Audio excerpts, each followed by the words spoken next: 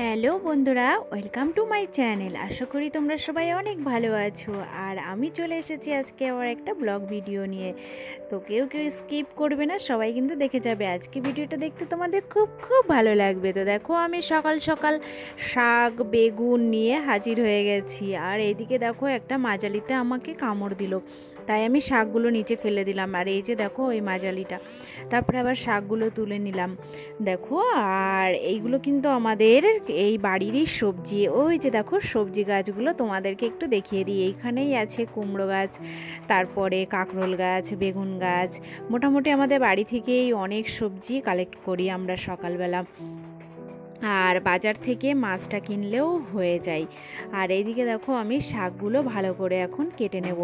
আজকে শাক রান্না করব, আর অন্য আর কিছু দেখব, যদি বাজার থেকে যা নিয়ে আসবে সেইগুলো আজকে রান্না হবে। তো দেখো, আমি প্রথমে শাকের পাতাগুলো কেটে নিলাম, তারপরে আজকে কুচু কুচু করে ডাঁটাগুলো কেটে নিলাম, তারপরে পাতাগুলো কেটে নেব। তারপরে এদিকে দেখো, ডাঁটাগুলো আমি সুন্দরভাবে ছিলে নেব। তো তোমাদের কার কার এরকম কুমড়ো শাক খেতে ভালো লাগে? আর যদি বাড়ির শাক হয় তাহলে তো কোনো কথাই হয় না। এগুলো পুরো বিনা সারের শাক, এত ভালো লাগে তোমাদেরকে কি বলবো। আর আমি একটু তোমাদেরকে এই কাটাটা একটু দেখিয়ে দিলাম। আমি বটিতেই কাটি, আগে ছুরিতে কাটতাম, তো এখানে এসে আমি বটিতেই কাটা শুরু করেছি। তো দেখো, বটিতে আমি কেটে নিচ্ছি। গ্রামে বেশিরভাগ মানুষ কিন্তু বটি ব্যবহার করে, জানো তো, ছুরি কাঁচি একদম খুবই কম ব্যবহার করে। তারপরে দেখো, আমি একটু তোমাদের দেখিয়ে দিচ্ছি আমাকেও একটু কেমন লাগছে শাক কাটতে কাটতে।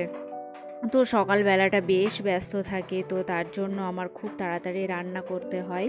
তো সেই জন্য জমি থেকেই কিছু হালকা পাতলা শাক সবজি তুলে নিয়ে সকালটা রান্নাটা বসিয়ে দিই, তারপরে আবার পরের রান্নাটা পরে করি। তো দেখো, এইদিকে মোটামুটি আমার শাক কাটাও হয়ে গেছে, আরও দেখো বাজার থেকে চলে এসেছে। আর আজকে নিয়ে এসেছে অনেক কিছু বাজার থেকে। তো চলো তোমাদেরকে এক এক করে দেখাই কি কি নিয়ে এসেছে আজকে বাজার থেকে। আর এদিকে দেখো, এই যে ঠোঙাতে নিয়ে এসেছে কচুরি, আর হলো ছোলার তরকারি, আর ওইদিকে আছে মিষ্টি। তো আজকে বলছিলাম যে সকাল থেকে একটু কচুরি খেতে ইচ্ছে হচ্ছে, বৃষ্টি হচ্ছে হালকা হালকা বাইরে।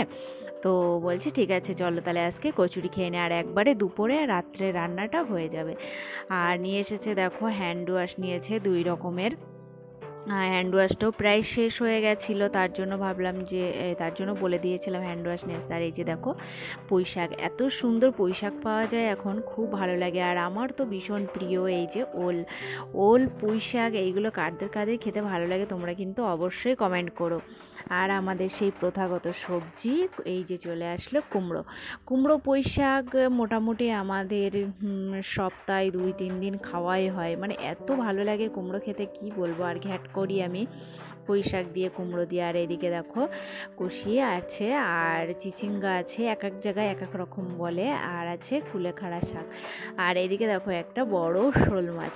আর এই যে শোল মাছের ভিতরে এটা কিন্তু এই ওলের একটা ছিলকা লেগেছিল। তো দেখো, শোল মাছটা আমি দেখাতে বলছি, বেশ বড়, 700 ওয়েট ছিল। তো শোল মাছটা এনেছে, খুব ভালো হয়েছে, ঝোল হবে আজকে। তো সবজিগুলো আমি বললাম যে একটু তুমি সাজিয়ে দাও, আমি তাহলে এই দিকটা একটু অন্য কাজ করে নিই। তো বলছে ও বললো যে ঠিক আছে, আমি সাজিয়ে দিচ্ছি। দেখো কি সুন্দর করে সবজিগুলো সাজিয়ে দিচ্ছে।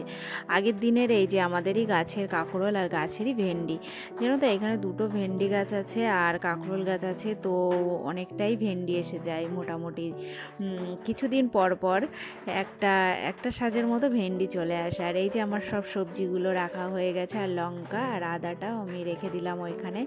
আর কিছুটা লঙ্কাও এনেছিল, কারণ লঙ্কাটাও শেষ হয়ে গেছিলো। তো আমি ভাবলাম সকালে চলো ওইগুলো রেখে এখন খাওয়াটা স্টার্ট করি।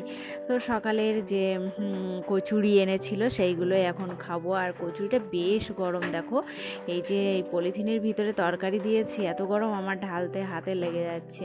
তো আমি একটা বাটির ভিতরে এই কচুরি আর এই ছোলাটা ঢেলে নিলাম, ছোলাটা ঢেলে নিলাম। আর তারপরে আমি থালাতে কচুরিগুলো ঢেলে নেব। আর এই দোকানের কচুরি এত টেস্টি হয়, আমার ভীষণ ভালো লাগে। আমি সাধারণত বাইরের থেকে কিছু খাই না, মানে খুবই সমস্যা হয় আমার, কিন্তু এই দোকানের এই কচুরিটা খেলে কোনোই অসুবিধা হয় না। আর এরা খুবই মানে সুন্দরভাবে তৈরি করে কচুরিটা, পুরো বাড়ির মতো একদম।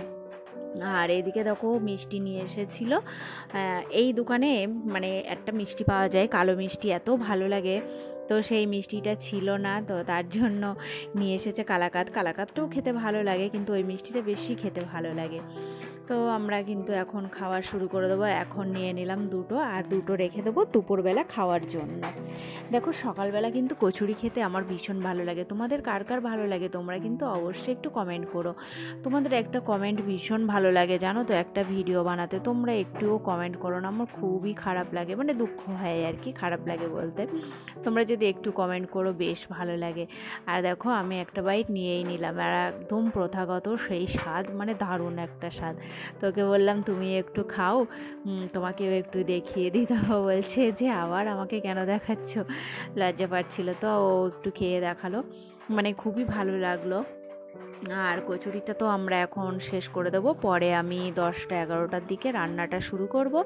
সেই রান্নাটা একেবারে ভাতটা করি আমি 12টার দিকে, মোটামুটি রাত্রের জন্য একেবারে হয়ে যায়। আর দেখো কচুরি দিয়ে আমি একটু মিষ্টি দিয়েও খেলাম। কচুরি দিয়ে মিষ্টি খেতে আমার যে কি ভালো লাগে তোমাদের কি বলবো। তো দেখো এবারে খাওয়া দাওয়া মোটামুটি শেষ হয়ে গেছে। তারপরে আমি এবারে কি রান্না করছি তোমাদের দেখাই। এখানে দেখো আমি শাক দিয়ে ডাল দিয়ে একটা রান্না করছি, কুমড়োর শাক দিয়ে আর মসুর ডাল দিয়ে, দারুণ একটা রেসিপি হয়, তোমাদের একদিন দেখাবো। আর এইদিকে দেখো, আর এইদিকে হচ্ছে শোল মাছের ঝোল। তো আজকে আমি এই দুটো তরকারি রান্না করেছি। আর সন্ধ্যা হয়ে গেছে, দেখো সন্ধ্যাবেলায় আমি করেছিলাম আজকে ফুচকা। তো সন্ধ্যাবেলায় যেন একটু কিছু না খেতে ইচ্ছা করে ভীষণ, তো ভাবলাম চলো আজকে একটু ফুচকা বানাই। তো দেখো এইদিকে আমি সব কিছু রেডি করে দিয়েছি, ওকে বলেছি তুমি আলুটা মাখাও, আমি বাদাম কেটে দেবো।